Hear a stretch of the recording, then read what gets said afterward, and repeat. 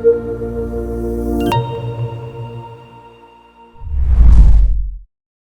Students, இப்போ நம்ம பார்க்கக்கூடிய ஒரு முக்கியமான ஒரு பகுதி முப்பட்டகம் செய்யப்பட்ட பொருளின் ஒளிவிலகல் எண்ணை காணல். சிம்பிளா அதில் எழுதுவோம், ஒளி விலகல் எண்ணை காணல்.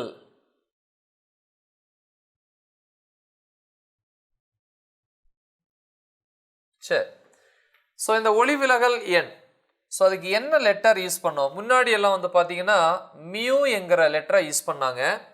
ஆனால் அதுக்கப்புறம் வந்து பார்த்தீங்கன்னா உட்புகுதிறனுக்கு வந்து மியூ என்கிற லெட்டரை நம்ம யூஸ் பண்ண ஆரம்பித்தோம் இல்லையா, ஊடகத்தில் உட்புகுதிறன். ஸோ அதனால் வந்து அதுக்கு பதிலாக இப்போ ஸ்மால் என் அப்படிங்கிற நொட்டேஷன் லெட்டரை வந்து யூஸ் பண்ணுறாங்க இல்லையா. அப்போ மியூ அல்லது small n. Okay, yes. So இதுக்கு என்ன ஃபார்முலா நம்ம ப்ரீவியஸ் டாப்பிக்கில் பார்த்தோம், இதுக்கு முன்னாடி நிறைய டாபிக்ஸில் பார்த்துருக்கோம். n is equal to sin of a plus d divided by 2 then sin a by 2. So இந்த மாதிரி இருக்கும். இதில் ஏங்கிறது வந்து முப்பட்டகத்தினுடைய கோணம், டிங்கிறது வந்து பார்த்தீங்கன்னா சிறும திசை மாற்ற கோணம். ஸோ அப்போ இந்த ரெண்டு மதிப்பு நமக்கு தெரிஞ்சது அப்படின்னா முப்பட்டகத்தினுடைய ஒளிவிலகல் எண்ணை வந்து நம்ம என்ன பண்ணலாம், ஈஸியாக வந்து கண்டுபிடிக்கலாம். சரியா? ஸோ அப்போ எப்படி வந்து முப்பட்டகத்தினுடைய கோணத்தை கண்டுபிடிக்கிறதுக்கு இல்லையா. ஸோ அது சிம்பிள், நம்ம எக்ஸ்பெரிமெண்ட் பண்ணாமலேயே ஏயோட வேல்யூவை கண்டுபிடிக்கலாம். எப்படின்னா, சப்போஸ் நீங்கள் யூஸ் பண்ணக்கூடிய அந்த முப்பட்டகத்தினுடைய 3 பக்கங்களும் ஒரே நீளத்தில் இருந்துச்சுன்னா சம பக்க முக்கோணம் அப்படின்னு சொல்லுவோம். ஒரு முக்கோணம் அப்படின்னா கண்டிப்பாக அதனுடைய மொத்த கோணம் என்னது, 180 டிகிரி. 3 பக்கங்களும் சமமாக இருந்துச்சு அப்படின்னா ஒவ்வொரு 2 பக்கங்களுக்கு இடைப்பட்ட அந்த கோணம் இருக்கு இல்லையா, அது எவ்வளோ இருக்கும், 60 டிகிரியாக இருக்குமா. அப்போ இது 60, இதுவும் 60, ஏபிசி. ஸோ இது வந்து அதனுடைய அடிப்பக்கம்னு சொல்லுவோம், அடிப்பரப்பு. ஓகேவா? ஸோ அப்போ ஒரு நீங்கள் எடுத்திருக்கக்கூடியது வந்து ஒரு சமபக்க முக்கோணமாக இருந்துச்சுன்னா ஷுவராக நீங்கள் சொல்லிடலாம் ஏனுடைய மதிப்பு என்னது, அதாவது முப்பட்டகத்தினுடைய கோணத்தினுடைய மதிப்பு என்னது, 60 டிகிரி அப்படின்னு சொல்லிடலாம். சரியா? ஒருவேளை நம்ம பயன்படுத்தக்கூடியது சமபக்க முக்கோணம் இல்லாமல் கோணத்தை பற்றியே நமக்கு தெரியல அப்படின்னா கண்டிப்பாக நம்ம என்ன பண்ணி தான் ஆகணும், ஆய்வை மேற்கொண்டு தான் ஆகணும். சரி, ஸோ இந்த ஆய்வில் வந்து நம்ம எதை யூஸ் பண்ணுவோம், நிறமாலைமானி. அதில் வந்து மெயினாக வந்து 3 பகுதி இருக்குன்னு படித்தோம் இதுக்கு முன்னாடி உள்ள டாப்பிக்கில். ஒன்று வந்து பார்த்தீங்கன்னா இணையாக்கி, ரெண்டாவது வந்து பார்த்தீங்க அப்படின்னா முப்பட்டக மேடை, மூணாவது வந்து தொலைநோக்கி வந்து நம்ம யூஸ் பண்ணியிருப்போம். சரியா? நம்ம டெக்ஸ்ட் புக்கை பொறுத்த வரைக்கும் டயக்ராம் வந்து அந்த ஒளிக்கதிர் வர்றதை மட்டும்தான் காமிச்சிருப்பாங்க. பட் இருந்தாலும் ஒரு டயக்ராமுக்கு வந்து நான் என்ன பண்ணுறேன், அந்த இணையாக்கியிலேருந்து எப்படி ஒளி வருது, தொலைநோக்கி எப்படி நம்ம பிளேஸ் பண்ணணும் அப்படிங்கிறத பார்ப்போம். சரியா? ஸோ அப்போ ஃபஸ்ட்டு ஒரு இணையாக்கி. இணையாக்கி எப்படி இருக்கும், ஒரு உலோக உருளை அப்படின்னு சொல்லியிருப்பேன். ஸோ இதில் வந்து பார்த்தீங்கன்னா இந்த இடத்துல என்ன இருக்கும், ஒரு செங்குத்து பிளவு இருக்கும். இந்த மாதிரி ஒரு கேப் இந்த இடத்துல இருக்கும், இந்த இடத்துல ஒரு திருகு இருக்கும். இந்த திருகு அட்ஜஸ்ட் பண்ணி என்ன பண்ணலாம், இந்த செங்குத்து பிளவு இருக்கு இல்லையா, வெர்டிக்கல் ஸ்லிட், அதனுடைய பிளவு அகலத்தை வந்து அதிகரிக்கலாம், அதே மாதிரி குறைக்கவும் செய்யலாம். இப்போ இந்த இடத்துல என்ன இருக்கும், ஒரு ஒளி மூலம் இருக்கும். ஒளி மூலத்திலேருந்து வரக்கூடிய ஒளி எல்லா திசையிலையும் என்ன பண்ணும், செயல்படும் அப்படின்னு சொல்லி பார்த்துருப்போம். இப்போ இங்கேருந்து வரக்கூடிய ஒளியை இங்கே இருக்கக்கூடிய லென்ஸ் என்ன பண்ணும், இந்த லென்ஸுக்கு ஒரு பேர் இருக்குது, குவி லென்ஸ். இது என்ன பண்ணும், இணையான கற்றைகளாக வந்து மாற்றும் அப்படின்னு சொல்லி நம்ம படிச்சிருப்போம். சரிப்பா, இந்த இடத்துல என்ன இருக்கும் அப்படின்னா ஃபஸ்ட்டு ஒரு வெர்னியர் மேடை இந்த மாதிரி ஒன்று இருக்கும்.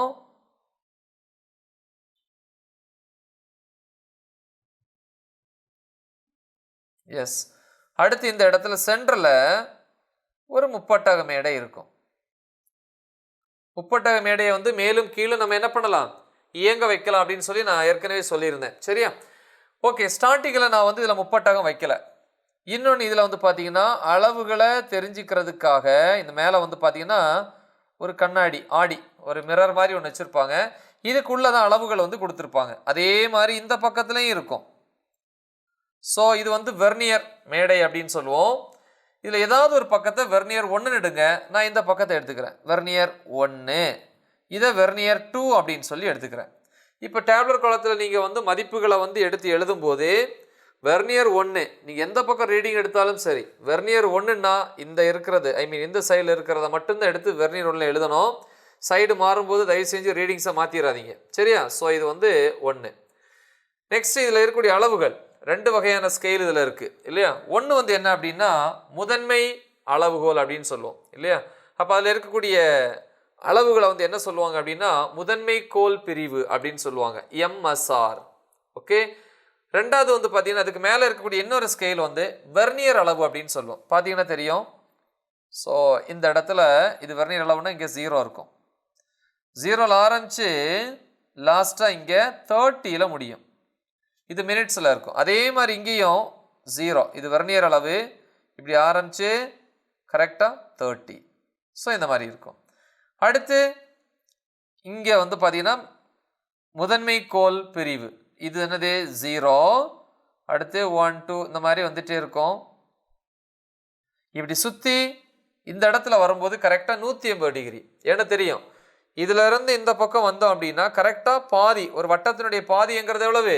180 டிகிரி. அப்போ இந்த இடத்துல பார்த்தோம் அப்படின்னா இந்த ஸ்கேல் இருக்கும், அந்த மாதிரி இருக்கும். கரெக்டாக இந்த இடத்துல 180 டிகிரி இருக்கும். கரெக்டா? அப்போ முதன்மை கோலை பொறுத்த வரைக்கும் ஒரே ஒரு 0 தான் இருக்கும். பாருங்க, ஒரு 0 தான். இந்த பக்கம் 0 இல்லை. ஆனால் அதே நேரத்தில் இந்த இடத்துல பார்க்கும்போது வெர்னியர் 0க்கு நேரம் இங்கே என்ன இருக்குது? 180 டிகிரி இருக்குது. கரெக்டா? ஸோ இதான் வந்து முதல்ல இனிஷியல் செட்டப், அதாவது தொடக்க சீரமைப்பு. இப்படி தான் இருக்கணும். அடுத்து இந்த இடத்துல என்ன இருக்கும் அப்படின்னு சொன்னோம்? தொலைநோக்கி இருக்கும். தொலைநோக்கியில் வந்து இங்கே ஒரு லென்ஸ் இருக்கும். அந்த லென்ஸுக்கு பேர் வந்து என்னது? பொருளருகு லென்ஸு. இந்த இடத்துல இருக்கக்கூடிய லென்ஸுக்கு பேர் கண்ணருகு லென்ஸ் அப்படின்னு சொல்லியிருப்போம். ஸோ இதில் இந்த மாதிரி கிராஸ் ஒயர், குறுக்கு கோடுகள் இருக்கும் இல்லையா, அந்த கம்பி. ஸோ அப்போ இங்கேருந்து வரக்கூடிய ஒளி எப்படி வரும்? நேராக வந்து இதில் விழும். கரெக்டாக இந்த இடத்துல கோயின்சைடாக பண்ணுற மாதிரி கரெக்டாக இந்த இடத்துல கதிர் இப்படி விழணும். இதுக்கு பேர் தான் வந்து நேர்கதிர் அளவீடுன்னு சொல்லுவாங்க. நேராக வரக்கூடிய கதிரினுடைய அளவீடு. சரியா? ஸோ இப்போ இந்த நேரத்தில் இங்கே என்ன அளவு இருக்குன்னு பார்க்கணும். வெர்னியர் 1ல் முதன்மை கோல் அளவு மதிப்பு 0, வெர்னியர் அளவு 0. இங்கே முதன்மை கோல் அளவு 180 டிகிரி, வெர்னியர் அளவு 0. ஓகேவா? ஸோ இதை வந்து நம்ம தெரிஞ்சுக்கணும். ஸோ நெக்ஸ்ட் இப்போ நான் என்ன பண்ணுறேன் அப்படின்னா எனக்கு என்ன கண்டுபிடிக்கணும்? முதல்ல முப்பட்டகத்தினுடைய கோணம் கண்டுபிடிக்கணும். கரெக்டா? அப்போ ஃபர்ஸ்ட் நம்மளுடைய எய்ம் இந்த இடத்துல எழுதிக்கிறேன். முப்பட்டகத்தின்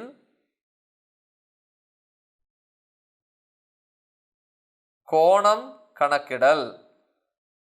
கோணம் அப்படின்னா A. கரெக்டா? ஸோ இதான் வந்து நம்ம கண்டுபிடிக்கணும். இப்போ இந்த இடத்துல நான் என்ன பண்ணுறேன்? முப்பட்டகத்தை வைக்கிறேன்.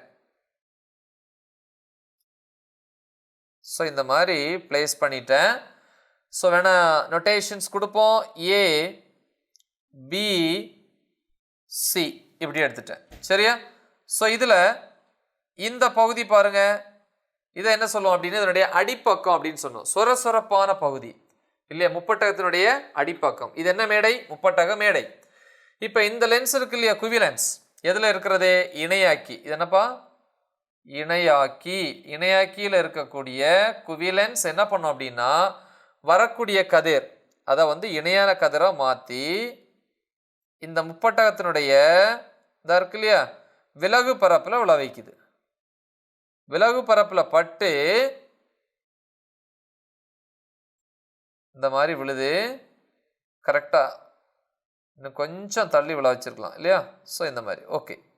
விலகு பரப்பில் பட்டு என்ன ஆகுது அப்படின்னா விலகல் அடைஞ்சு வெளியே வரும்போது இந்த மாதிரி வருது. இது ஒரு கதிர். இதே மாதிரி இந்த பக்கத்துலையும் வரும். நீங்கள் ஸ்கேலை யூஸ் பண்ணி நீட்டாக வரைங்க. ஸோ இந்த மாதிரி வரும். இது ஆரோ மார்க். ஆரோ மார்க் எதை குறிக்குது அப்படின்னா ஒளியினுடைய திசையை வந்து குறிக்குது. கரெக்டாக? அப்போ நேராக வர வேண்டிய ஒளி இப்போ இந்த இடத்துல வரல. ஏன்னா இந்த இடத்துல முப்பட்டகம் வச்சுருக்கோம். 2 விலகு தளம் அல்லது விலகு பரப்பில் பட்டு ஒளி என்ன ஆகுது அப்படின்னா விலகல் அடைஞ்சு இப்படி வெளியே போகுது. இப்போ என்ன பண்ணேன் அப்படின்னா அந்த ஒளி எங்கே வருது அப்படிங்கிற தெரிஞ்சுக்கிறதுக்காக நான் என்ன பண்ணுறேன்னா இந்த இது என்னது? தொலைநோக்கி இல்லையா? இந்த தொலைநோக்கியை வந்து நான் இங்கேருந்து என்ன பண்ணுறேன்? நகர்த்துறேன். எந்த திசையில்? இந்த திசையில் நகர்த்துறேன். சரியா? நகர்த்தும் போது இந்த இடத்துல நான் வந்து என்ன பண்ணுறேன்? அந்த தொலைநோக்கியை கொண்டு வைக்கிறேன். அது எப்படி தெரியும் அப்படின்னா தொலைநோக்கியில் கண்ணொரு லென்ஸில் நீங்கள் பார்த்துக்கிட்டே மூவ் பண்ணணும். ஏதாவது ஒரு இடத்துல வரும்போது நேராக வந்த அந்த ஒளிக்கதிர் ஒரு இடத்துல இருக்கும். அந்த இடத்துல கரெக்டாக கிராஸ் ஒயர் இருக்கு இல்லையா? இப்போ இது வந்து புரளருகு லென்ஸு. அடுத்து இந்த இடத்துல என்ன இருக்கும்? ஒரு கண்ணருகு லென்ஸ் இருக்கும். கண்ணருகு லென்ஸில் இருக்கக்கூடிய அந்த கிராஸ் ஒயர் இருக்கு இல்லையா? அதில் வந்து என்ன பண்ணுறீங்க அப்படின்னா கோயின்சைட் பண்ணுறீங்க. கரெக்டாக இது என்ன ஆகும் அப்படின்னா நேராக இதில் வந்து விழும். ஸோ இந்த மாதிரி கரெக்டாக அதில் வந்து கோயின்சைட் ஆகிற மாதிரி பண்ணுறீங்க. சரியா? ஸோ இது வந்து தொலைநோக்கியினுடைய ஒரு நிலை. ஸோ இது நிலை 1, இது நிலை 2, இல்லை இது நிலை 1, இது நிலை 2. நீங்கள் எந்த பக்கம் எடுத்தாலும் சேம் தான், அதில் மாற்றமே கிடையாது. கரெக்டாக? ஆனால் நீங்கள் எந்த பக்கம் முதல்ல எடுக்கிறீங்களோ அது எக்ஸ்பெரிமெண்ட் முடிகிற வரைக்கும் அந்த பக்கத்தை தான் நிலை 1, இன்னொரு பக்கத்தை நிலை 2ன்னு எடுத்துக்கிறீங்க. சரியா? ஸோ அதனால் நான் வந்து இதை நிலை 1, T1, Tனா டெலஸ்கோப், தொலைநோக்கியினுடைய முதல் நிலை அப்படின்னு எடுத்துக்கிறேன். சரியா? அப்போ இங்கே இருந்து நான் இங்கே நகர்த்தும் போது, நகர்த்துறதுக்கு முன்னாடி 0 0ல் இருந்துச்சா? நகர்த்தும் போது என்ன ஆகும்? இந்த முதன்மை கோள் அளவு வந்து மாறும். ஸோ ஆக்சுவலாக இப்படி ஸ்ட்ரைட்டாக வந்திருக்கணும், இப்படி தான் வந்திருக்கணும். ஆனால் இப்போ இப்படி போயிருக்கு. அப்போ இவ்வளவு கோணம் என்ன இருக்கு? மாறி இருக்கு. ஸோ இது கிட்டத்தட்ட எத்தனை டிகிரி இருக்கும்? 60 டிகிரி இருக்கும். சரியா? ஸோ இது ஒரு சமபக்க என்னது முக்கோணமாக இருந்துச்சுன்னா, சமபக்க முக்கோணமாக இருந்துச்சுன்னா அந்த கோணம் எவ்வளோ இருக்கும்? 60 டிகிரி. அதான் முப்பட்டகத்தினுடைய கோணம் ஏ அப்படின்னு சொல்லுவோம். இப்போ அடுத்து என்ன பண்ணுறேன்? இதை ஒரு பக்கத்திலிருந்து விலகலின் காரணமாக வரக்கூடிய அந்த கதிர் இல்லையா? இன்னொன்று அடுத்து என்ன அப்படின்னா, இன்னொரு பக்கத்திலிருந்து வரக்கூடிய கதிர் எங்கே இருக்குது அப்படிங்கிறத நம்ம தெரிஞ்சுக்கணும். அப்படின்னா இந்த தொலைநோக்கி நான் என்ன பண்ணுறேன்? இந்த பக்கம் கொண்டு வரேன் இல்லையா? ஸோ இந்த இடத்துல கொண்டு வந்து இந்த இடத்துல தெரியக்கூடிய கரெக்டான அந்த ஒளிக்கதிரை என்ன பண்ணுறேன் அப்படின்னா, இந்த தொலைநோக்கியில் இருக்கக்கூடிய கண்ணருகு லென்ஸில் இருக்கக்கூடிய என்னது அந்த குறுக்கு கோடுகள் இருக்கு இல்லையா, கிராஸ் ஒயர்ஸ், அதில் குவிக்கிறேன். ஸோ அப்போ என்ன ஆகுது பாருங்க, இப்படி நேராக வந்து இதில் அப்படி விழுது. கரெக்டா?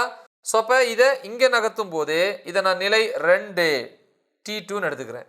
இல்லை நீங்கள் இது T1, இது T2, நீங்கள் எப்படி வேணாலும் எடுத்துக்கலாம். சரியா? அப்போ இதே கோணம் தான் இங்கேயும் இருக்கும். ஸோ அப்போ இதுவும் ஏ தான். அப்போ ஓவரால் கோணம் இங்கே இருந்து இது வரைக்கும் மொத்தம் 2A அப்படின்னு எடுத்துக்கலாம். இந்த 2A மதிப்பு வந்து பார்த்தீங்கன்னா கிட்டத்தட்ட 120 டிகிரி இருக்கும். சில இன்ஸ்ட்ருமெண்ட் ப்ராப்ளம் ஏதாவது இருந்துச்சுன்னா, கீழே விழுந்திருக்கலாம், இல்லை ஏதாவது தள்ளி விட்டுருக்கலாம், இல்லை ஏதாவது சின்ன சின்ன எரர் பிழை இருந்துச்சு அப்படின்னா கரெக்டாக 120 டிகிரி வராது, 119 டிகிரி இத்தனை மினிட்ஸ் அப்படின்னு வரும். ஸோ அது 2A. அதை 2ஆல் வகுத்தேன் அப்படின்னா ஒருவேளை 119 டிகிரி சம்திங்காக இருந்துச்சு அப்படின்னா 58 சம்திங் டிகிரி சம்திங்னு வரும். எக்ஸாக்டாக 120 டிகிரி வந்துச்சு அப்படின்னா அதை 2ஆல் வகுத்தேன் அப்படின்னா எனக்கு முப்பட்டகத்தினுடைய கோணம் எவ்வளோ கிடைக்கும்? 60 டிகிரி கிடைக்கும். கரெக்டாக? ஸோ அப்போ ஏ கண்டுபிடிச்சிட்டோம். அடுத்து ஒளி விலகல் எண் கண்டுபிடிக்கணும் அப்படின்னு நமக்கு என்ன வேணும்? டின்னு என்னது? சிறும திசை மாற்ற கோணத்தினுடைய மதிப்பை நம்ம கண்டுபிடிக்கணும் இல்லையா? பி என்னது? சிறும திசை மாற்ற கோணம்.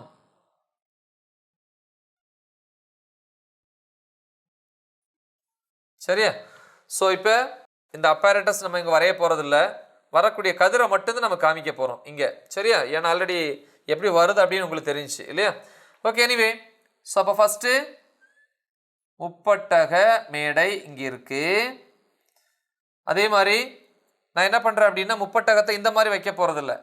முப்பட்டகத்தில் இருக்கக்கூடிய அந்த அடிப்பக்கம் இருக்கு இல்லையா, முப்பட்டகத்தினுடைய அடிப்பரப்பு அல்லது அடிப்பக்கத்தை வந்து நமக்கு இடது பக்கத்தில் நான் பிளேஸ் பண்ண போகிறேன் இல்லையா? ஸோ அப்படின்னா இந்த மாதிரி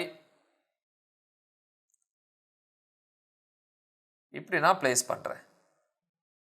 இல்லைன்னா நீங்கள் அந்த பக்கம் திருப்பி கூட வைக்கலாம் உங்கள் வசதிக்கு. சரியா? இப்போ என்ன ஆகுது பாருங்க, ஒரு ஒளிக்கதிர் இந்த மாதிரி வந்து விழுது. விழுந்து என்ன ஆகும்? ஒரு ஊடகத்திலிருந்து மற்றொரு ஊடகத்துக்கு வரும்போது ஒளி என்ன ஆகும்? விலகல் அடையும். விலகல் அடைஞ்சு இப்படி போகுது. ஸோ இந்த மாதிரி வரும்.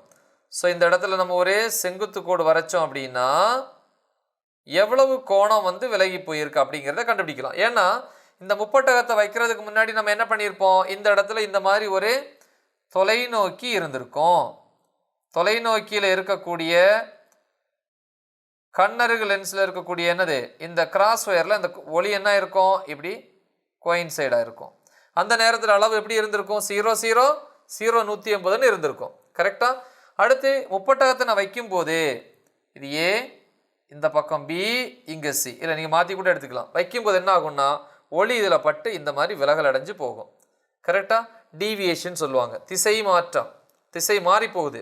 அப்போ எங்கே திசை மாறிச்சு அப்படின்னு தெரிஞ்சுக்கிறதுக்கு நான் என்ன பண்ணுறேன்னா இந்த டெலஸ்கோப்பு, அதாவது தொலைநோக்கி இல்லையா, அதை நான் என்ன பண்ணுறேன் அப்படின்னா மூவ் பண்ணுறேன். பார்த்துக்கிட்டே மூவ் பண்ணும்போது என்னடா இங்கே வந்து லைட்டை காணாமே அப்படின்னு சொல்லிட்டு நம்ம மூவ் பண்ணி பார்க்கும்போது ஏதோ ஒரு இடத்துல ஏற்கனவே நம்ம பார்த்த அந்த ஒளிக்கதிர் இருக்கும். அந்த இடத்துல இந்த தொலைநோக்கியை கொண்டு போய் என்ன பண்ணுறேன், ஃபிக்ஸ் பண்ணுறேன். இந்த இடத்துல நான் என்ன பண்ணுறேன் அப்படின்னா ஃபிக்ஸ் பண்ணுறேன். இந்த இடத்துல கண்ணருகு லென்ஸ் இருக்கும், கிராஸ் வயர் இருக்கும். ஓகேவா? ஸோ இதில் வந்து கரெக்டாக இந்த இடத்துல விழுந்துடும். சரி, ஸோ இது டெலஸ்கோப்பினுடைய இன்னொரு நிலை. சப்போஸ் இதை மாற்றி வச்சிங்கன்னா இந்த பக்கம் கிடைக்கும். கரெக்டாக? அப்போ எவ்வளவு கோணம் விலகல் அடைஞ்சிருக்கு அப்படிங்கிறத நம்ம ஈஸியாக கண்டுபிடிச்சிடலாம். அது மட்டும் இல்லை, பிளேஸ் பண்ண உடனே இதுதான் அதனுடைய உண்மையான திசை மாற்ற கோணமா அப்படிங்கிறத வந்து நம்ம ஃபிக்ஸ் பண்ணிடக்கூடாது. அப்புறம் என்ன பண்ணணும் அப்படின்னா தொலைநோக்கியை வந்து ஒரு கையில் பிடிச்சிக்கணும், முப்பட்டக மேடையை இன்னொரு கையில் பிடிச்சிக்கிட்டு ரொட்டேட் பண்ணணும். ரொட்டேட் பண்ணும்போது இங்கே வந்துச்சு இல்லையா அந்த ஒளிக்கதிர், ஒருவேளை அந்த இடத்துல இருந்தே ரிட்டர்ன் ஆகலாம். அந்த இடத்துல இருந்தே திரும்ப போச்சு அப்படின்னா அதுதான் அதனுடைய திசை மாற்றம் மேக்சிமம். அப்போ அளவு இதுதான் திசை மாற்ற கோணம். சில நேரம் என்ன ஆகும்னா இன்னும் நகர்ந்து போய் ஒரு இடத்துல போயிட்டு திருப்பி அந்த இடத்துல இருந்து ரிட்டர்ன் ஆகும். அப்போ போயிட்டு எந்த இடத்துல வந்து அது திரும்புதோ அந்த இடத்துல இந்த தொலைநோக்கியை நீங்கள் ஃபிக்ஸ் பண்ணுங்க. இப்போ நேர்கதிருக்கும் இப்போ நமக்கு கிடைச்ச அந்த கதிருக்கும் இடைப்பட்ட கோணம் என்ன சொல்லுவோம் அப்படின்னா சிறும திசை மாற்ற கோணம் அப்படின்னு சொல்லுவோம். ஓகேவா? ஸோ இப்போ கேபிட்டல் டி கிடச்சிருச்சு. அதே மாதிரி இந்த 2a 2ஆல் டிவைட் பண்ணால் ஏ கிடச்சிரும். ரெண்டும் கிடச்சி அப்படின்னா என்ன கண்டுபிடிக்கலாம், ஒளி விலகல் எண் கண்டுபிடிக்கலாம். அப்போ ஏ முப்பட்டகத்தினுடைய கோணம், டி வந்து சிறும திசை மாற்ற கோணம். ஸோ இந்த மதிப்புகளை பிரதியிட்டோம்னா நமக்கு ஈஸியாக கிடைக்கும். இப்போ ஏயும் டியை ஆட் பண்ணி 2ஆல் டிவைட் பண்ணி சைன் எடுங்க. அப்புறம் ஏயை 2ஆல் டிவைட் பண்ணி சைன் எடுங்க. ரெண்டையும் வகுத்தோம் அப்படின்னா ஒரு கண்ணாடியால் செய்யப்பட்ட ஒரு முப்பட்டகத்தினுடைய ஒளி விலகல் எண் கிடைக்கும். இன்னொன்று சொல்லியிருப்போம், இதுக்குள்ளே நம்ம திரவத்தை வச்சோம் அப்படின்னா நீர் தண்ணி இல்லையா வச்சோம் அப்படின்னா அது வழியாக ஒளி அனுப்பி அந்த ஊடகம், அதாவது அந்த நீர் தண்ணி இல்லையா அதனுடைய ஒளிவிலகல் எண்ணையும் நம்ம என்ன பண்ணலாம், ஈஸியாக கண்டுபிடிக்கலாம். சரியா? ஸோ ஒரு முக்கியமான ஒரு முறை.